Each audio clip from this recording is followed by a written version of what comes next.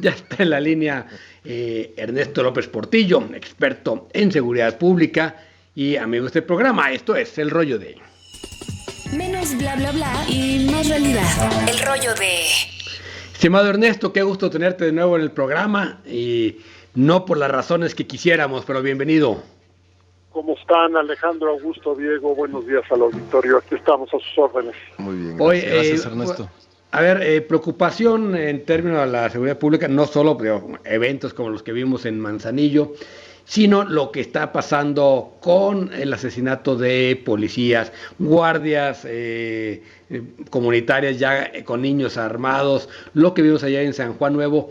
¿Cuál es tu balance? ¿Qué ha cambiado en los últimos meses en materia de seguridad? A ver, tenemos problemas muy viejos y problemas nuevos. Y tenemos una combinación, porque crecen los problemas nuevos y se quedaron los problemas viejos. ¿Qué es un problema viejo? Empecemos rápido por ahí. La salud o la enfermedad de nuestras instituciones policiales y de nuestras políticas de seguridad. Es viejo, la gente lo sabe y desafortunadamente lo sufre todos los días. Las instituciones no están dando resultados a la altura de la agudización, diversificación y multiplicación de las violencias de toda naturaleza.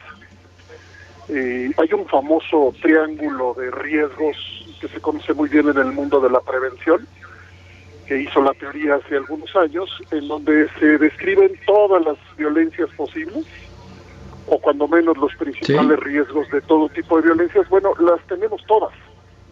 Las personales, las familiares, las comunitarias, las escolares, las laborales, etcétera. Entonces, lo primero que hay que decir es que nuestro contexto, para infortunio de todas y todos, es de un Estado mexicano que se queda a la saga, de una evolución, repito, multiplicación y cada vez más compleja escenario de violencia. Eso es lo viejo, ya sabíamos.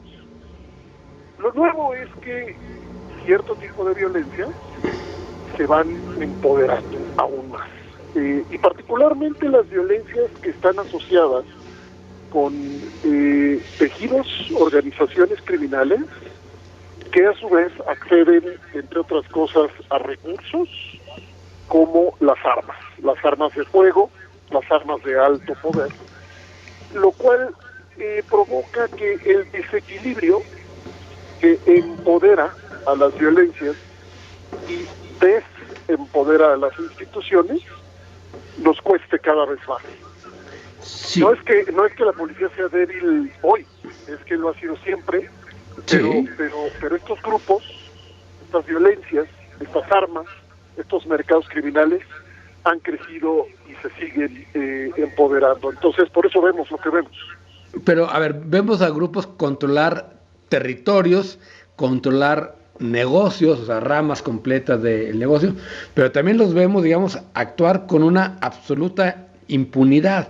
¿Qué está pasando con nuestros sistemas judiciales? ¿Por qué, digamos, da la impresión de que no solo está parado, sino borrado? Publiqué hace unas semanas una columna en mi espacio de Animal Político que invito a leer. Es una columna en donde hablo de la impunidad como una suerte de maquinaria en equilibrio perfecto. ¿Qué quiere decir eso? Pues que digan lo que digan ustedes hoy, yo o quien sea, la manera como trabajan las instituciones, en este caso policías, ministerios públicos y Poder Judicial, tiene perfectamente equilibrados a los actores en incentivos que producen impunidad. ¿Qué quiere decir esto? Que son fábricas de impunidad. Es decir, no hay caso fortuito, no podemos hablar de un error o de un problema aislado, sino que tenemos una falla sistémica, una falla generalizada, sistémica, estructural. Las prácticas, las reglas de las instituciones policiales, ministeriales y del Poder Judicial producen un 90% de promedio de impunidad en homicidios violentos. Si México no puede reducir la impunidad en el más grave de todos los delitos, desde luego no la va a poder reducir en ningún otro, porque se supone que los aparatos tendrían que estarse concentrando en prevenir, contener, reducir, sancionar, sobre todo las peores violencias. Ahora, cuando hablamos de ataques en contra de mandos policiales, en otros países eso provoca una reacción coordinada contundente. Sí. Que precisamente es ejemplar para que las personas que ejercen estas violencias reciban el mensaje de que los aparatos institucionales no van a tolerar bajo ninguna circunstancia que se ataque a la policía. Eso es en otros países. En México no se organizan las instituciones ni siquiera cuando son ellas mismas atacadas en su columna vertebral, que son los mandos. Sí. Si tú le dices, o sea, si el ataque a los mandos es impune, quiere decir que el ataque contra cualquiera puede ser impune, porque las instituciones no tienen lo que necesitan ni para defenderse a sí mismas. No sé si me estoy explicando. Sí, cómo no. Entonces, es una maquinaria que tendríamos que reconstruir, y esa maquinaria no se va a reconstruir si no se rompen esos equilibrios.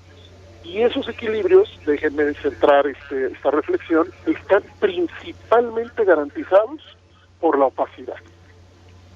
Son maquinarias que trabajan en la oscuridad. Ustedes hagan la pregunta que hagan, o nosotros desde la Universidad Iberoamericana, Ciudad de México, consultemos lo que sea utilizando la Ley de Acceso a la Información, que lo hacemos diario, nunca vamos a llegar al fondo de esas prácticas opacas, oscuras, claro, corruptas, desviadas, en donde se manipula la evidencia, se manipulan las pruebas, se retrasan los trámites, los procedimientos, es decir, el día a día, la filigrana de las prácticas, no las normas, no los discursos, no, el día a día, cómo se investigan las cosas, lo que nos ha dicho, por ejemplo, nuestra querida Ana Laura Magaloni, la doctora Magaloni siempre ha dicho que en lugar de tener investigaciones tenemos trámites, tenemos instituciones que hacen un montón de trámites. Sí, hacen papeleo. Si entramos ahí, esto va a seguir adelante exactamente como está o peor. Ernesto, ¿qué tal? Augusto Chacón, buenos días, gracias por estar con nosotros. Bueno, creo que el análisis que haces es, además del de un conocedor, es contundente. La degradación aguda de las instituciones, de las capacidades institucionales, en buena medida voluntaria, la degradación también de los recursos que proveemos para seguridad, la nula política de persecución criminal que podemos percibir. ¿Cuál es la salida? Ya dices, bueno, hay que rearmar todo el aparato de seguridad, todo el sistema de justicia, pero mientras, en lo profundo del territorio, el crimen organizado, y esto tiene las implicaciones que ya mencionaste, su connivencia con las autoridades de todo tipo, con las Fuerzas Armadas de todo tipo, siguen medrando, mientras esperamos que las instituciones, que los arreglos legales puedan ser útiles. Así como para hacer cualquier cosa que quieras hacer bien, tienes que mirar quién lo hace bien. Exactamente lo mismo sucede para la seguridad, para la procuración de justicia, para la prevención, para la impartición de justicia.